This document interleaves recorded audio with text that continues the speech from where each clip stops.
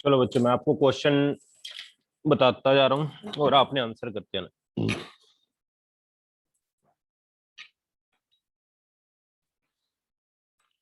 Solve करते जाना है। अब आपकी प्रैक्टिस करवा रहा हूँ मैं। 8q charge -2q charge, distance l, distance x0,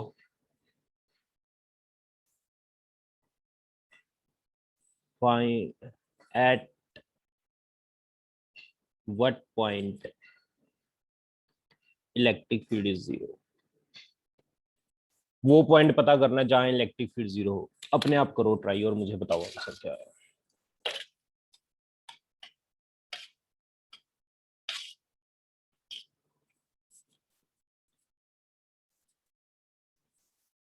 दो मिनट है सभी के लिए बस।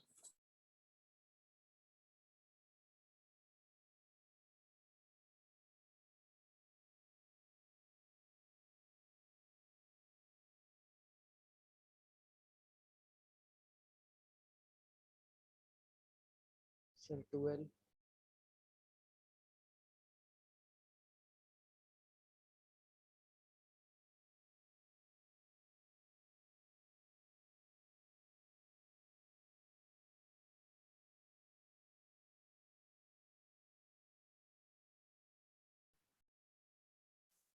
कितना आंसर आया बच्चों?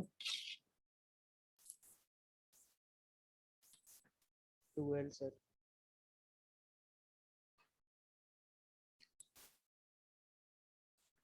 बच्चों इलेक्ट्रिक फील्ड कहाँ जीरो होगा पहले तो ये बताओ। अगर ऑपोजिट चार्ज हो जाए तो near sir near smaller charge with lower magnitude. और इनके आउटसाइड होगा। ठीक है, इस वाले पॉइंट पर इलेक्ट्रिक फील्ड जीरो होगा। ये डिस्टेंस क्या मान लो, x। इसकी वजह से इलेक्ट्रिक फील्ड यहाँ पर कितना होगा, k2q/x²। इसकी वजह से कितना होगा, 8 की वजह से। ये टोटल डिस्टेंस कितना है, l+x। k2 1/x², 1/x 2l/x।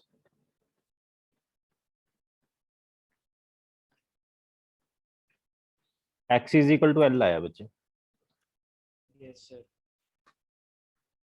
ठीक है, x = l आया।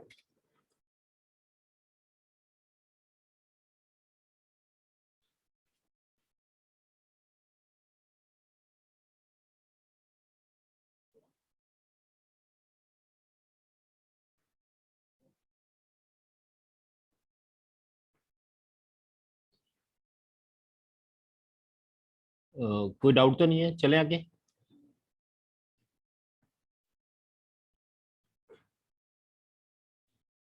अच्छा बच्चों मुझे ये बताओ, अगर एक सरफेस ऐसा है, इलेक्ट्रिक फील्ड लाइन ऐसी है, व्हाट इज फ्लक्स कितनी होगी? ये एंगल थीटा बना रही है, बताओ जल्दी, फ्लक्स कितनी होगी?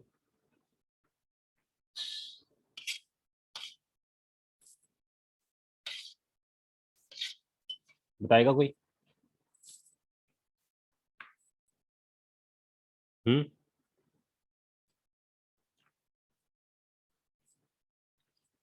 कितनी होगी फ्लक्स?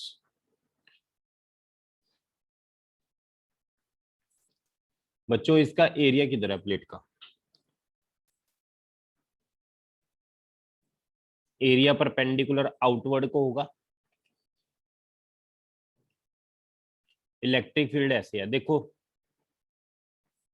बच्चों कहने का मतलब एरिया या तो परपेंडिकुलर आउटवर्ड को होगा या इनवर्ड को होगा, और इलेक्ट्रिक फील्ड ऐसे है।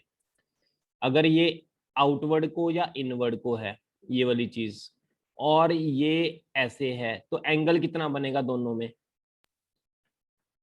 90 डिग्री का बनेगा, तो फ्लक्स जीरो हो जाएगी। ये मैंने क्वेश्चन आपको कॉपी में भी करवाया हुआ है, ये क्वेश्चन आपने कॉपी में भी किया हुआ है। Yes. इसको मैं रब कर रहा हूं। अगर बच्चों दो ऑपोजिट चार्जेस हैं, इलेक्ट्रिक फील्ड में दो मैंने ऑपोजिट चार्ज रख दिए, एक माइनस क्यू एक प्लस क्यू, तो दोनों क्या करेंगे, दोनों पर फोर्स लगेगी। नेगेटिव चार्ज पर फोर्स किधर लगेगी, बोलो। नेगेटिव चार्ज पर फोर्स किस डायरेक्शन में लगेगी, Opposite to the electric field. Negative पर इधर, पॉजिटिव पर इधर, है ना। दोनों अगर चार्ज का मैग्नीट्यूड इक्वल है, ई कांस्टेंट है, तो दोनों फोर्सेस इक्वल होंगे, F1 is equal to F2, दोनों फोर्सेस बराबर होंगे। फोर्स का फॉर्मूला क्या होता है, मास इनटू एक्सेलरेशन। पहले का मास m1 है, दूसरे का मास m2 है। यहां तक क्लियर है सभी को? यस बच्चों। Yes sir. पहले की Yes. एक्सेलरेशन a1, दूसरे की acceleration a2।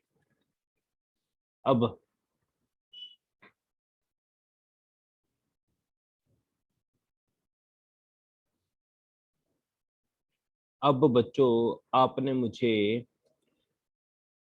m1 upon m2 is equal to a2 upon a1 हो गया। यहाँ तक देखना, इतना क्लियर है आपको? यहाँ तक देखना, इतना क्लियर है आपको?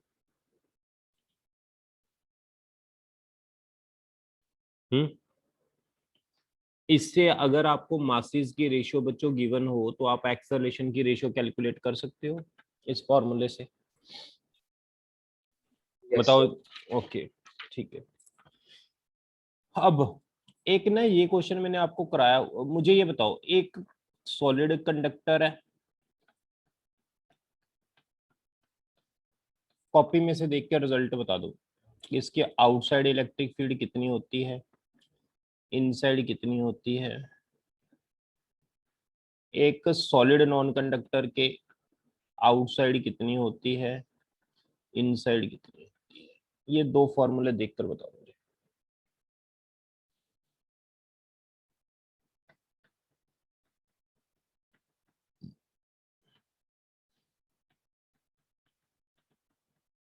कॉपी से देख कर बताओ, किसको याद है तो ऐसे ही बता सकता है। सर इनसाइड 0 होगी। आउटसाइड कितनी होगी, के क्यू बाय क्या उसकी अब अपॉन आर स्क्वायर। सिग्मा की फॉर्म में बता, सरफेस चार्ज डेंसिटी, या सिग्मा यहाँ रो, सिग्मा की फॉर्म में क्या होगी, E इज इक्वल टू के क्यू बाय आर स्क्वायर है। सिग्मा क्या होता है, चार्ज अपॉन एरिया, एरिया जिस पर ये चार्ज सिग्मा है। R cube upon E naught r square. Sigma into area, area इसका, तो ये आ जाएगा के की जगह तो 1/4 pi epsilon naught r square as it is, Q की जगह लिख लेंगे सिग्मा एरिया जिस पर चार्ज है 4 pi r square. 4 pi cut गया, तो ई आउटसाइड कितना आ गया बच्चे, sigma r square by epsilon naught small r square. Doubt है कोई यहाँ तक किसी को? ये कॉपी में भी करवाया हुआ मैंने। Yes. Sir. इसके बताओ, सॉलिड नॉन कंडक्टर के आउटसाइड कितनी होगी, इनसाइड कितनी होगी।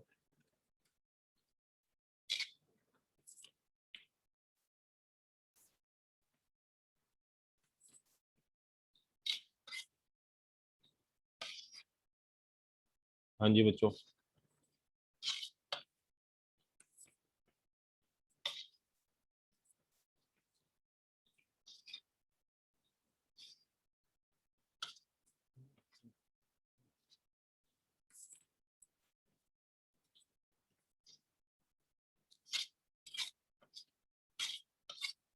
बताएगा कोई?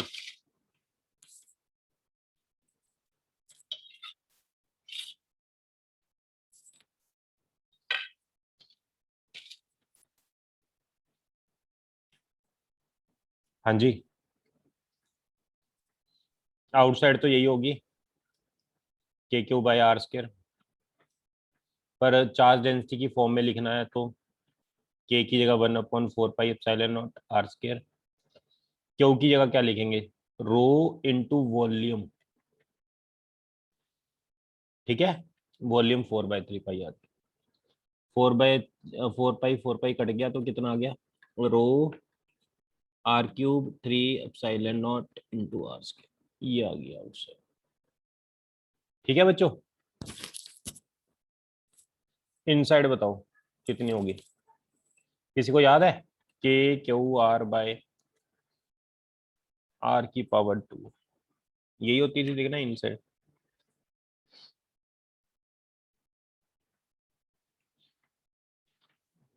थ्री होती थी r⁻, या 2 होती थी, देखना बताना जरा जल्दी।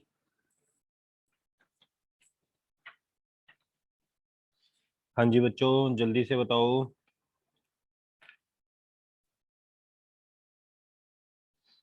हेलो, के क्यू r⁻³ होती थी बच्चों, यहाँ याद आ गया कि नहीं।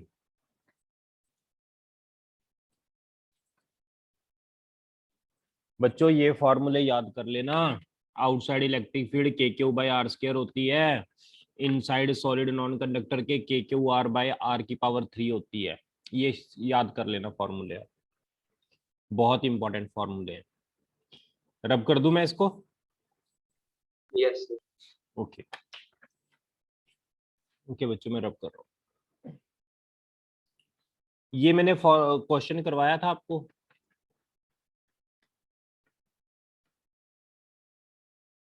सॉलिड नॉन कंडक्टर है, इलेक्ट्रिक फील्ड इनसाइड भी पता करनी है, आउटसाइड भी पता करनी है। कॉपी में करवाया कि नहीं, बताओ जरा जल्दी में। हाँ जी, नहीं करवाया सर। वेरिएबल चार्ज डेंसिटी के मैंने करवाए नहीं है क्वेश्चन अब। नहीं सर, एंड में सर कराया था सर, शायद एडवांस कराया था हाँ, सर। उसके 3 क्वेश्चन करवाए थे वेरिएबल चार्ज डेंसिटी के, यस। तो वही है ये, इसकी प्रैक्टिस करना इन टॉपिक्स की भी। सर इसका सर वीडियो मिल सकता है सर, जो पहले कराया था सर वो। वीडियो इसका हाँ जी सर। यार ढूंढना पड़ेगा। सर आपके डेट ये डेट मैं प्रीवियस आपको लेक्चर बता में रहा तो हूँ सर। होगा। हाँ उसमें होगा, प्रीवियस लेक्चर्स में, प्रीवियस लेक्चर वाला मैं भेज देता हूँ, उसमें होगा प्रीवियस लेक्चर वगैरह। ठीक है, कोई और इसके बाद क्वेश्चन, मैंने काफी आपको क्वेश्चन करवा दिए जिस टाइप के क्वेश्चंस पेपर में आने हैं। अच्छा एक दो क्वेश्चन और बता पूछता हूँ मैं आपसे।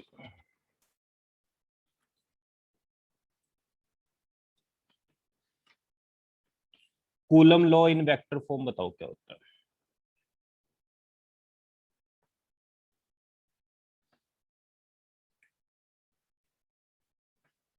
कूलम लॉ इन मीडियम बताओ क्या होता है। मीडियम में फोर्स एयर की फोर्स का 1/k टाइम्स होती है, सभी को पता है। Coulomb law in vector form क्या होता है, बताएगा कोई।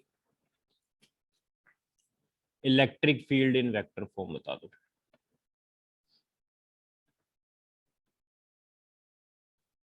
सब कुछ भूल गए हो तो मुझे लगता है, आपने रिवाइज नहीं किया हुआ चीजें।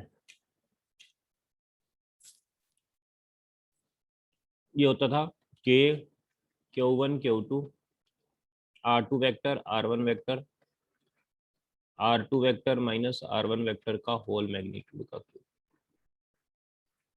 ये चीज होती थी। याद आ गया कि नहीं। Yes sir. इसमें आपको बच्चों R1 दिया होगा, R2 दिया होगा। R2 कौन सा होगा, जिस पर इलेक्ट्रिक फोर्स पता करनी होगी वो R2 होगा। याद रख लो, बस इतनी चीज याद कर लेना, जिस पर इलेक्ट्रिक फोर्स पता करनी है, जिस पर फोर्स निकालनी है, वो R2 होगा। R1 क्या होगा, जिसकी वजह से फोर्स हमने देखनी है, ठीक है। इलेक्ट्रिक फील्ड इन वेक्टर फॉर्म के क्यू R2 माइनस R1, इसमें एक चार्ज नहीं होता, बस यही फर्क होता है। ये दोनों पर क्वेश्चन पेपर में आपको मिलेंगे, तो आपने ये दोनों के क्वेश्चंस ट्राई करने हैं, ठीक। सर हाँ जी बच्चे। सर वेक्टर फॉर्म में स्केयर नहीं आएगा इलेक्ट्रिक फील्ड में? इलेक्ट्रिक फील्ड में स्केयर, सर अगर ये आपने पोजीशन वेक्टर लगा के सॉल्व हाँ की ना, बिल्कुल बिल्कुल, ये ऐसे होता था ना, ओके। के Q1 Q2 upon R square, R cap sir होता था। मतलब अगर मतलब अगर ना लगाए तो आएगा आर स्केयर की फॉर्म में। बिल्कुल। किसी को कोई डाउट यहाँ तक है? No sir. ओके। और एक और क्वेश्चन करते हैं, टफ सा क्वेश्चन है थोड़ा सा। Q1 plus Q2 is equal to Q।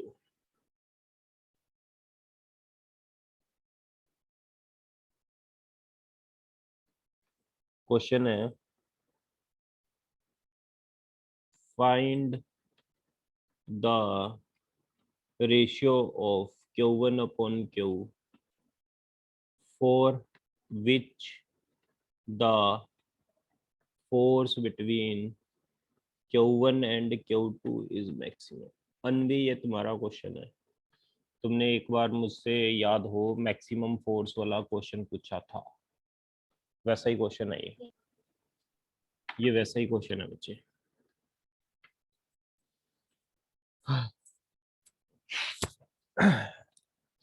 दो चार्ज के बीच में मुझे फोर्स का फॉर्मूला बताओ क्या होता है। 1/4πε0 Q1 Q2 upon R square. Q2 की जगह I can put here Q minus Q1। Yes बच्चों, बताना यहाँ तक clear? 1/4πε0 Q1 Q minus Q1 upon R square, ऐसे लिख सकता हूँ बच्चों के नहीं? इसको मैं ऐसे लिख यस सर। सकता, ओके। अगर हमारे पास फोर्स मैक्सिमम है, देखो अब हम क्या कर रहे हैं इसके अंदर, find the ratio of Q1 upon Q for which the force is maximum. हमने फोर्स को मैक्सिमम करना है, ठीक है।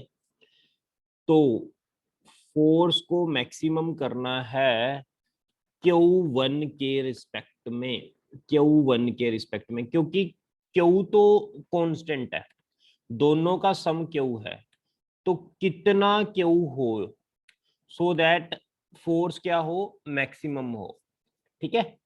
तो derivative of force with respect to Q1 equal to 0, ये इसका रूल होता है। फोर्स का derivative with respect to Q1 is equal to 0, ये इसका रूल होगा। कंसेप्ट समझ आया आपको कि नहीं आया? Yes sir.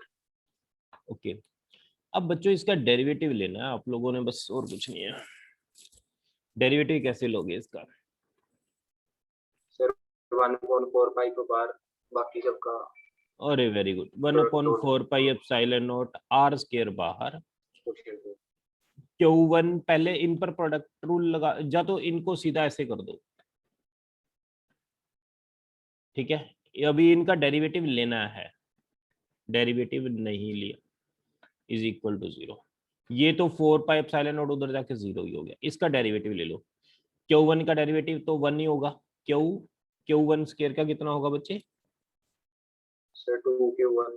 अरे very good, Q is equal to 2Q1, तो Q1 by Q is equal to 1/2। This is your answer. कोई डाउट है किसी को? No sir. सर हमने सर रेडियस का नहीं देखा सर। रेडियस थोड़ा ना चेंज हो रहा है, डिस्टेंस थोड़ा ना चेंज हो रहा है, तो 0 हो गया, ठीक है। हम दोनों चार्ज की वैल्यूज को चेंज कर रहे हैं सो दैट फोर्स क्या हो जाए, मैक्सिमम हो जाए। ठीक है। ओके बच्चे, मैं इसको रब कर रहा हूँ।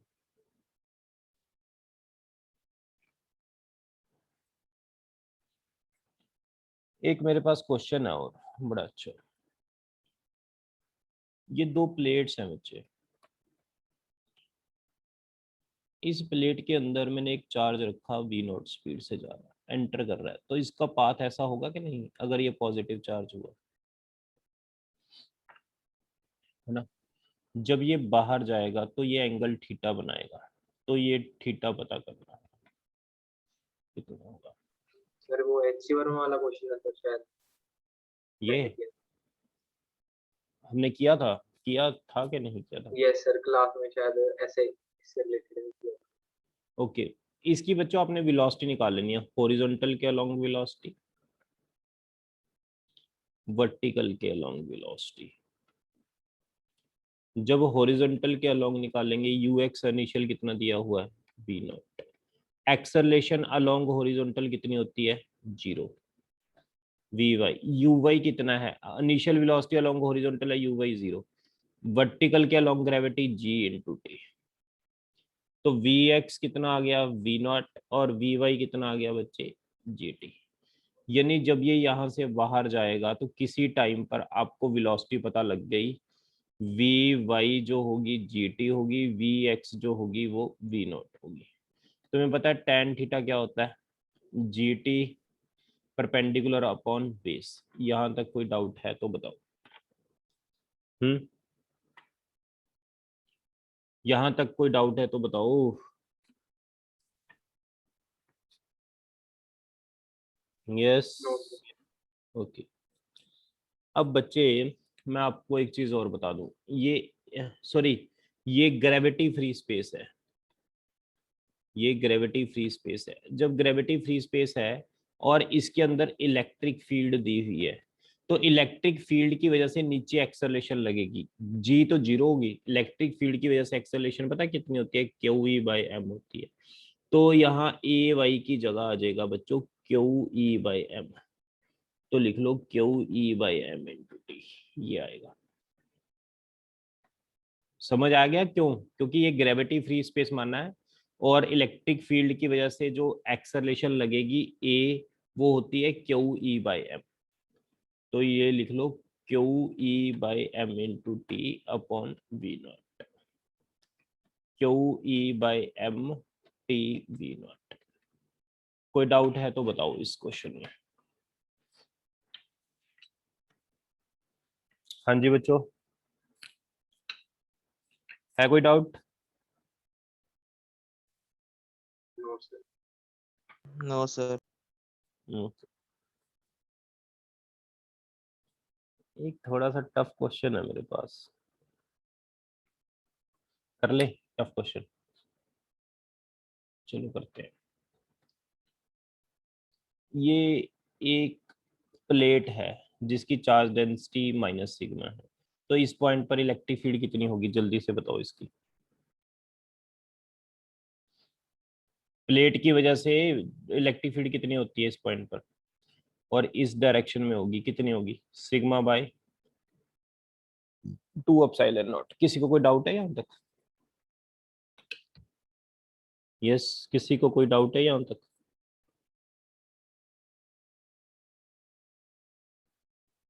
हाँ जी बच्चों। No sir. ओके, अब देखो समझो, मैं ना यहाँ पर एक डाइपोल रखता हूँ, ये मैंने रख दिया ऐसे एक डाइपोल। इस डाइपोल पर जो चार्ज डेंसिटी है minus lambda and plus lambda है, तो मुझे टॉर्क पता करनी है इसमें कितनी आएगी। थोड़ा सा एडवांस लेवल का क्वेश्चन है। अब मुझे ये बताओ, इस पॉजिटिव चार्ज पर इलेक्ट्रिक फील्ड की वजह से जो फोर्स किधर को लगेगी, इधर को लगेगी। इस नेगेटिव चार्ज पर इलेक्ट्रिक फील्ड की वजह से फोर्स इधर को लगेगी। ये देखना, इतना क्लियर हो गया आपको कि नहीं, बोलो। Yes sir. Yes, sir. Okay, अब बच्चों बात ये है, ये हर एक जगह पर फोर्स की वैल्यू अलग अलग है। सॉरी, अब मुझे पूरे पर नहीं फोर्स कैलकुलेट करनी आती, पूरे पर कैलकुलेट करनी है तो मैं इस वायर का एक छोटा सा टुकड़ा मान लेता हूँ। कितना सा? इतना सा टुकड़ा, ये ग्रीन कलर, इसको मैंने डी क्यू मान लिया। इसकी डी क्यू जो मैंने अज्यूम किया है बच्चे, इसका जो टुकड़ा है सेंटर से ऊपर को, ये जो है वो एक्स है, नीचे जो है सेंटर से यहाँ तक वो भी एक्स है। तो ये एक मेरे पास ऐसे ट्रायंगल बन गई। बच्चों ये जो मेरे पास एक ऐसे ट्रायंगल बन गई, मैं यहाँ अलग ड्रॉ कर रहा हूँ। ये जो है एक्स डिस्टेंस, तो ये हो गया 2x डिस्टेंस, और इसको मैंने एंगल मान लिया थीटा। देखना यहाँ तक, इसको मैंने एंगल मान लिया थीटा, अज्यूम कर लिया। ठीक बच्चों, अब इस छोटे से टुकड़े पर एक एंड पर फोर्स इधर को लगेगी और एक एंड पर फोर्स इधर को लगेगी। तो छोटे से टुकड़े पर फोर्स का फॉर्मूला क्या होगा? चार्ज छोटा सा इनटू इलेक्ट्रिक फील्ड ई, यही हो गई। चार्ज छोटा सा इनटू इलेक्ट्रिक फील्ड की वैल्यू बच्चों कितनी है? Sigma bye 2 epsilon not. अब छोटा सा चार्ज कैसे निकाल लेंगे, कोई बताएगा? लैम्डा तो चार्ज डेंसिटी मुझे गिवन है, छोटा सा चार्ज कैसे निकाल लेंगे? छोटा सा चार्ज कैसे निकाल लेंगे? यूनिट लेंथ पर चार्ज कितना है? लैम्डा। कितनी लेंथ पर चार्ज निकालना है बच्चों? कितनी लेंथ पर चार्ज निकालना है हमने? इसकी जो नहीं नहीं, इसकी ये 2x हमने तो अज्यूम किया पूरी की पूरी, ठीक है। इसमें हम जो एक छोटा सा टुकड़ा dx लेंथ का अज्यूम कर लेते हैं, तो dx लेंथ पे फोर्स हो जाएगी lambda dx sigma bye 2 epsilon. यहां तक देखना, इतना क्लियर है आपको? Yes sir. ओके, ये बच्चे इस टुकड़े पर आ गई। अब टॉर्क का फॉर्मूला क्या होता है? Force into perpendicular distance. Force कितनी निकाली? Lambda dx sigma bye 2 epsilon. Perpendicular distance कितना होगा? ये छोटा सा टुकड़ा मैंने माना और ये छोटा सा टुकड़ा माना, इन दोनों के बीच में परपेंडिकुलर डिस्टेंस ये वाला होगा। ये वाला डिस्टेंस कितना होगा? ये अगर 2x है तो ये वाला डिस्टेंस कितना होगा? 2x sine theta. अब आप कहोगे बच्चों अगर मैंने ये छोटा सा डी क्यू माना तो आपने ये 2x क्यों लिया? ये बच्चे 2x क्यों लिया समझो, क्योंकि मुझे डी क्यू ये ऊपर मानना था और माइनस डी क्यू मुझे नीचे मानना था। एक पूरा डायपोल है मेरे पास, ऐसे पूरा डायपोल, पूरे डायपोल में मैंने एक छोटे छोटे 2 पॉइंट चार्ज मान लिए, एक प्लस क्यू एक माइनस डी क्यू, और दोनों में डिस्टेंस कितना मान लिया? 2x। तो ये दोनों के बीच का परपेंडिकुलर डिस्टेंस कितना आ गया? 2x sine theta. यहां तक देखना क्लियर हो गया आपको? ये छोटी सी टॉर्क आ गई। टोटल टॉर्क पता करनी है तो इसको इंटीग्रेट करना पड़ेगा बच्चों मुझे। बताओ यहां तक क्लियर है आपको? इंटीग्रेट कहां से कहां तक करना पड़ेगा? इसकी जो लेंथ है बच्चे वो 0 से L गिवन है लेंथ, जो लेंथ इसकी गिवन है वो है 0 से L लेंथ गिवन है।